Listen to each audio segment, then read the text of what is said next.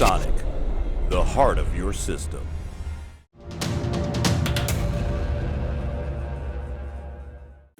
Hello, Briony here from Kit Guru, and in this video I'm taking a look at PC Specialist Enigma R1. It's a pre-built gaming PC and it's going to be great for those of you that are looking for a gaming PC without splashing too much cash, as it does retail for £799, which I don't think is too bad at all for the entire package, because I mean you can spend that on a single graphics card these days. The specifications are actually a little bit better than you might expect to get normally at that price point. You do get an i5-8400, which is cooled by Cooler Master's 212X CPU cooler. You also get a 3GB GTX 1060. It's the Palette Storm X card in my particular review sample that I've been sent. The storage, you do actually get a M.2 SSD, which has the Windows OS installed.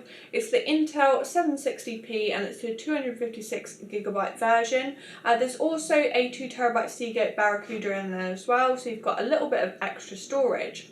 The RAM comes in the form of a single Corsair Vengeance 8GB 2133MHz stick.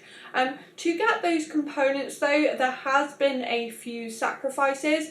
For example, the motherboard is a Micro-ATX board from ASUS. As you can see, it does look a little bit odd in a full-size case. The power supply is also the VS450, which is from Corsair's value range. The case is also sort of a PC Specialist own case. It's got their own branding on it. They call it the CYCLONE case, and it doesn't have any sort of like fancy RGB lighting. However though, even though you do have to make a few sacrifices, I think to get an i5-8400 and a GTX 1060 in that price point is actually a really good deal. And after sort of playing around with all the components on like PC Part Picker, I really struggled to sort of basically create the same PC for less money. So I do really think that this PC is excellent value for money, and that is going to be the main selling point throughout this review. It also, because it comes from PC Specialist, they obviously installed the OS for you, and also it comes with a 3-year standard warranty as well. So that basically means that any issues within a month you can send it back free. I think any component issues within a year, everything's sort of covered, and then if you've got any issues sort of past that point up to 3 years, they'll also help to replace components and things. I think it's like a labour warranty basically, so you don't have to pay someone to fix the computer for you. So a very good extended warranty and things, and I really think you'd struggle to build this PC for less. Being a budget PC, obviously the case is pretty basic. Like I mentioned, it is sort of PC Specialist own sort of like CYCLONE case. I haven't really seen any other manufacturers make a case that looks similar to this, so I'm not sure exactly who manufactures it. But it does feel very lightweight, and in my opinion it's not really the prettiest. I know it's down to personal preference though. I'm not really a huge fan of the sort of gills that run down the front of the case, although they do have a practical element in that they might be slightly better for airflow, although there isn't any sort of dust filter on the front to stop too much dust getting in through those. When it comes to lighting, you obviously don't have any like fancy RGB lighting that we're so used to seeing these days, but you do have 2 red LED Cooler Master front fans in the front of the case, and then PC Specialist have also fitted a red LED strip that runs along the inside. This case does have an acrylic window. Here we go.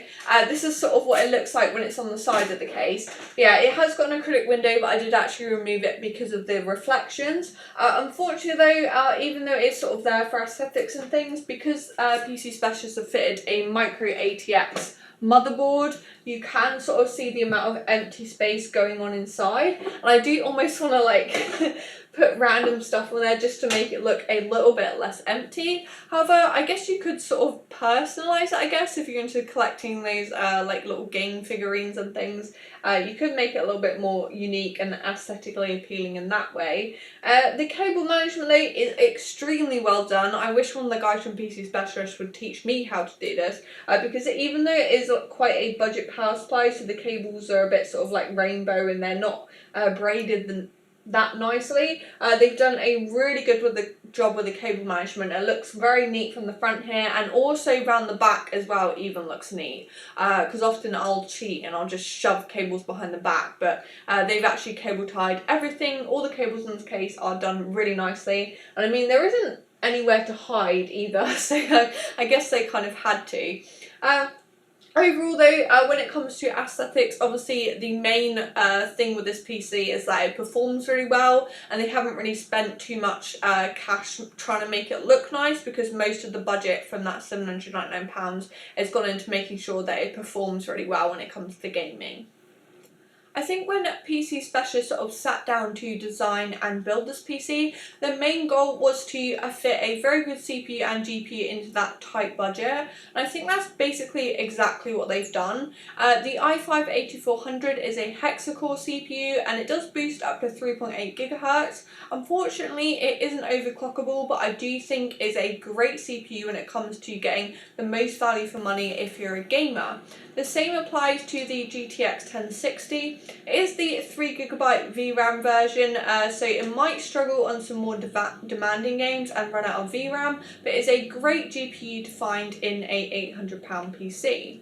The RAM, you only get one stick of it, so it's the 8GB Corsair Vengeance, and it's running at 2133 MHz.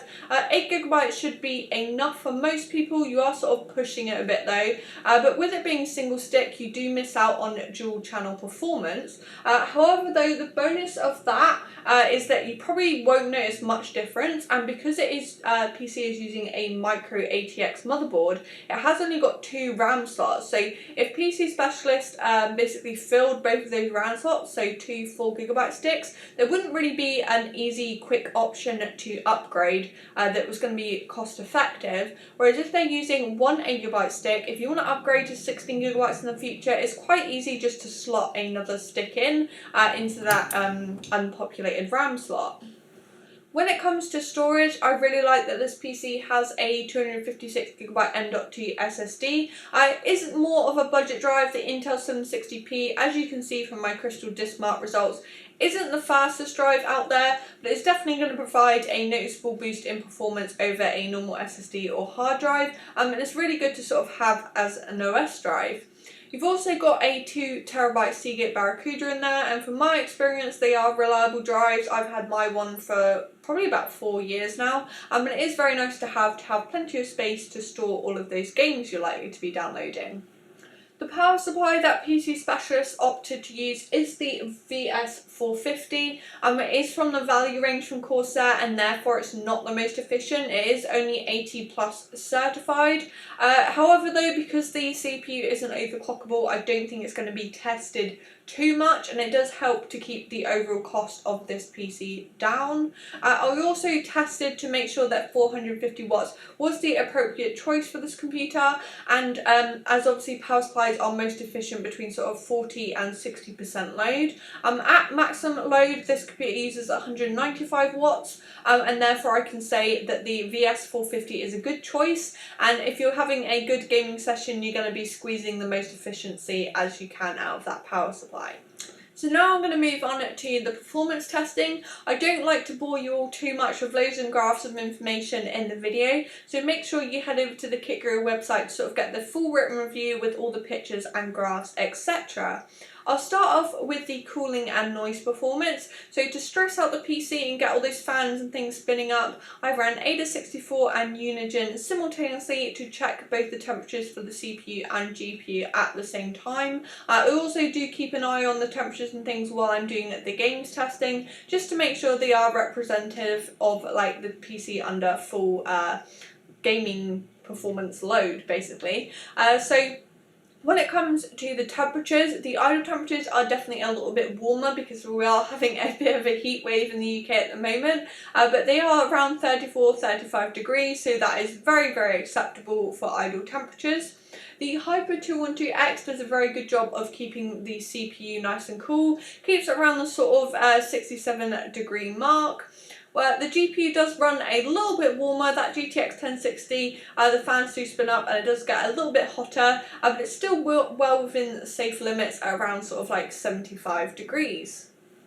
When it comes to testing the fan noise, I do a reading while the PC is sort of open on the desktop, it's just idle, there's no programs running. I then also did another reading while all the fans were sort of spinning up while I was doing the stress testing, and it was getting a little bit warmer.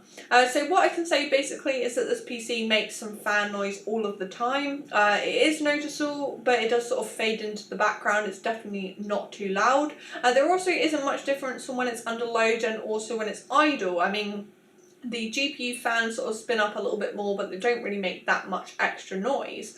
It does fade into the background, like I said, it isn't too loud, and if you're someone that wears a headset, you're not really going to notice the fan noise at all. When it came to the Cinebench testing, the CPU, the i5-8400, did pretty good. It got a very good score of 809. I think those 6 cores definitely did help. There's a real noticeable jump in performance over the previous 7th gen processors.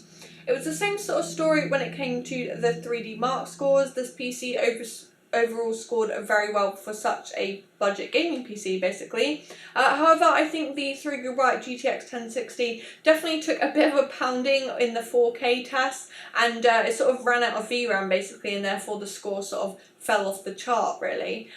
When it comes to the individual tests at 1080p resolution, you can see that the CPU and GPU are both a very well matched pair. However, it is a similar story at 4K resolution.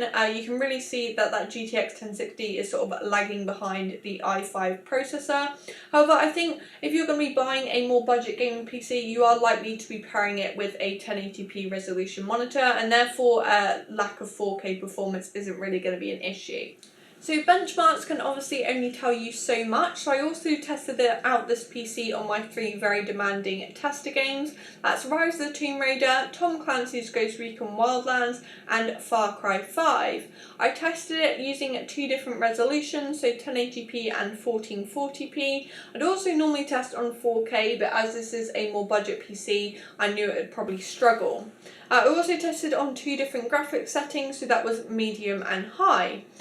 When it comes to 1080p resolution, that is basically the real sweet spot for this PC. Basically ran all of the tester games on around 60 FPS, even on the high settings. The games I also found to be quite playable at 1440p, but you will notice that the FPS definitely takes a hit. I think this PC though, it would be perfectly adequate for most gamers. It's definitely going to be really good at playing most games. It's going to play all the new latest games basically on these sort of like medium high settings at a decent FPS if you are going to be using a 1080p monitor. If you are going to be playing sort of like older, less demanding games as well, I think it would even benefit from a higher refresh rate monitor, especially for games like CSGO. In conclusion, I think the Enigma R1 from PC Specialist is just really good value for money when you think of the performance you're getting for the price that you're paying. It's made for those of you that want to buy a gaming PC on a budget but also want it to have pretty good performance. You do have to sacrifice quite a few things when it comes to like aesthetics, but I do think it's worth considering for those of you that want the best bang for your buck without too many bells and whistles. If you like this video from Kitguru, make sure to give it a thumbs up. If you'd like to see more from Kitguru, make sure to hit the subscribe button, and there's also a little bell icon there as well, so you can get a notification every time a new video goes live.